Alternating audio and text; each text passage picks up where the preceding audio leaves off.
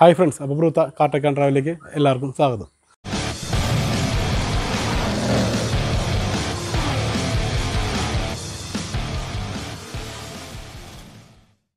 അപ്പോൾ ഇന്നത്തെ വീഡിയോ എന്ന് പറയുന്നത് റീസ്റ്റോറേഷൻ ചെയ്യാണ്. നമ്മളൊരു സെന്നിവിടെ ഉണ്ട്, സംഗതി ആകെ അതൊക്കെ പോയി കിടക്കുകയാണ്. അപ്പോൾ എല്ലാം അഴിച്ചിട്ടുണ്ട്.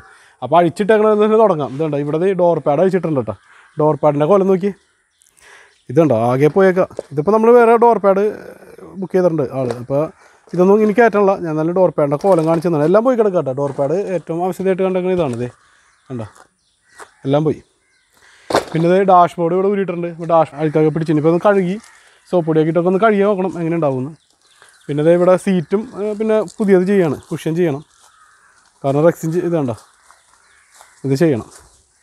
ഇതും ആകെ മോശമാണ് സീറ്റൊക്കെ. പിന്നെ എ സിയുടെ അവസ്ഥയാണ് ഏറ്റവും പരിതാപകരം. കാണിച്ചു തരാം. എല്ലാവരും ഇങ്ങനെയൊക്കെ തന്നെ ആയിരിക്കും കേട്ടോ. എ സിയുടെ യൂണിറ്റ്, ബ്ലോവർ യൂണിറ്റൊക്കെ ഇവിടെ അയച്ചിട്ടുണ്ട്. ഇതുണ്ടോ, ഇതിൻ്റെ ഉള്ളിലൊക്കെ എലി കൂടുകൂട്ടിയൊക്കെ ആയിരുന്നു, ഇങ്ങനെ നിറഞ്ഞു പോയേക്കാണ്. ബ്ലോവർ യൂണിറ്റും അതുപോലെയൊക്കെ തന്നെയാണ് അവസ്ഥ. ബ്ലോവർ യൂണിറ്റിൻ്റെ അവസ്ഥ ഒന്നും പറയാതിരിക്കാനല്ലോ. ഇതുണ്ടോ, ഉള്ളു നോക്കി, ഇത്രമാതിരി പൊടി ഉണ്ടാവും കേട്ടോ. ഒരുമാതിരി വണ്ടിയുടെ അകത്തൊക്കെ ഇത് ഇത്രയൊക്കെ പൊടി ഉണ്ടാവും എന്ന് ആലോചിക്കണം. പിന്നെ ഇതിനകത്ത് നിന്ന് ഊരിപ്പറിച്ചിട്ടേക്കണ വയറാണ് ഈ കാണുന്നത്. അപ്പോൾ നമ്മൾ സെൻട്രൽ ലോക്കൊക്കെ മാറ്റുകയാണ്. അപ്പോൾ സെൻട്രൽ ലോക്കൊക്കെ മാറ്റാൻ വേണ്ടി ഊരിയിട്ടേക്കണ വയറാണ് ഈ കാണുന്നത്. അപ്പോൾ ഇതിനകത്ത് കുറേ ആവശ്യമില്ലാത്ത വയറുകളുണ്ടായി. ഇതുണ്ടോ, സ്വിച്ച് ഇങ്ങനത്തെ സ്വിച്ച് വരെ കൊടുത്തേക്കണവരുണ്ട്. ഞാനപ്പോൾ കഴിഞ്ഞ വീഡിയോയിൽ പറഞ്ഞിട്ടുണ്ടായിരുന്നില്ല, വീട്ടിൽ ഉപയോഗിക്കുന്ന വയറൊരു ഉപയോഗിക്കുന്നു. അതാണ് ഈ കാണുന്നത്, അതൊരു ഉപയോഗിച്ചിട്ടുണ്ട്. പിന്നെ ഇതിനകത്ത് എല്ലാവർക്കും പറഞ്ഞൊരു കംപ്ലയിൻറ്റ് കൂടി കാണിച്ചു തരാം കേട്ടോ. പിന്നെ നമ്മളിപ്പോൾ എല്ലാവരും പറഞ്ഞില്ലേ, ഈ ഒരു സൈഡിൽ കൂടി വെള്ളം വരണം എന്ന് പറഞ്ഞൊരു കംപ്ലയിൻറ്റ്. അത് ഇവിടെ പോയേക്കണോണ്ടാണ്. ഇവിടെ ഒരു ഹോളൊക്കെയാണ്, ഇത് തുരുമ്പെടുത്ത് പോയേക്കണം. അപ്പോൾ നമ്മൾ എന്തായാലും അത് ചെയ്യും. എന്തായാലും നമ്മൾ ചെയ്യേണ്ടത് ഇത് വേണ്ട കാണാൻ പറ്റും. ഇവിടെ തുരുമ്പെടുത്ത് മൊത്തം പോയിരിക്കുകയാണ്. അപ്പോൾ ഇത് എന്താ വ്യക്തമായിട്ട് കാണാം, മൊത്തം പോയേക്കാം. അപ്പോൾ ഇത് നമ്മൾ കൊണ്ട് ഇത് ചെയ്യുന്നുണ്ട്, പുറത്തു കൂടി കാണിച്ചു തരാം കേട്ടോ. അപ്പോൾ നമ്മൾ ഇതുകൊണ്ട് വെൽഡ് ചെയ്യണ്ട. അപ്പോൾ അതിൻ്റെ ഇതൊക്കെ ഇതിനകത്ത് ഉൾപ്പെടുത്താം. അകത്ത് ഇത് വേണ്ട, ഇതിപ്പോൾ ഇവിടെ എന്താ ചെയ്തിട്ട് വെറുതെ ചെയ്തണ്ട, ഇങ്ങനെ വെറുതെ ഒരു കഷ്ണം വെച്ചേക്കാണ്. വെൽഡ് ചെയ്തിട്ടൊന്നുമില്ല, തുരുമ്പെടുത്ത് പോയേക്ക് വേണ്ട. അപ്പോൾ നമ്മൾ ഈ പീസൊക്കെ ഇനി രണ്ടാമത് വെൽഡ് ചെയ്യണം. ഇവിടെയൊക്കെ ഇതൊരു പീസൊക്കെ വെച്ച് വെൽഡ് ചെയ്യണം. പിന്നെ ഇതൊക്കെ അടിച്ചിരുത്താനൊക്കെ ഉണ്ട്. ഇതൊക്കെ പൊങ്ങി വന്നേക്ക് അടി ഇടിച്ചിട്ട്. അതുപോലെ അവിടെ ഇവിടെയൊക്കെ ഉണ്ട് പ്രശ്നങ്ങൾ. അതെല്ലാം പിന്നെ കഴുകും. ഇപ്പോൾ ഇവിടെ കണ്ടോ നിറച്ച് നോക്കി മണ്ണാണ്, കംപ്ലീറ്റ് മണ്ണാണ്. അപ്പോൾ ഇതൊക്കെ കഴുകണം. പിന്നെ ഈ ഒരു പീസുമൊക്കെ തുരുമ്പുണ്ട്. ഇതൊക്കെ ഒന്ന് പേപ്പറൊക്കെ ഇട്ട് കുറച്ച് ബഫ് ചെയ്തിട്ട് പെയിൻ്റ് അടിക്കണം. അപ്പോൾ ഇതിൻ്റെ ഉള്ളിൽ നിന്ന് കാണിച്ചിട്ടാണ് പോയേക്കണത് അവിടെയൊക്കെ. അപ്പോൾ ഇവിടെയാണ് ഇതിൻ്റെ പറഞ്ഞത് കേട്ടോ. ആ കട്ടിങ് കണ്ടത്, വെള്ളം ഒഴുകി പോണ പാത്താണല്ലോ ഇത്. ഇത് കണ്ടോ, അവിടെ കാണാൻ പറ്റും. ദേ കാണാൻ പറ്റും, അവിടെയായിട്ട് കാണാൻ പറ്റും. ഓക്കെ, അതാണ് സംഭവം. അപ്പോൾ അവിടെ ഇങ്ങനെ പോയിട്ടുണ്ട്. അപ്പോൾ അതൊക്കെ നമ്മളൊരു കഷ്ണം വെച്ചിട്ട് ഇപ്പോൾ വെൽഡ് ചെയ്യണം, വെൽഡ് ചെയ്തെടുക്കണം. അപ്പോൾ അത് ഗ്ലാസ് ഒന്നും അടിക്കേണ്ട കാര്യമൊന്നുമില്ല.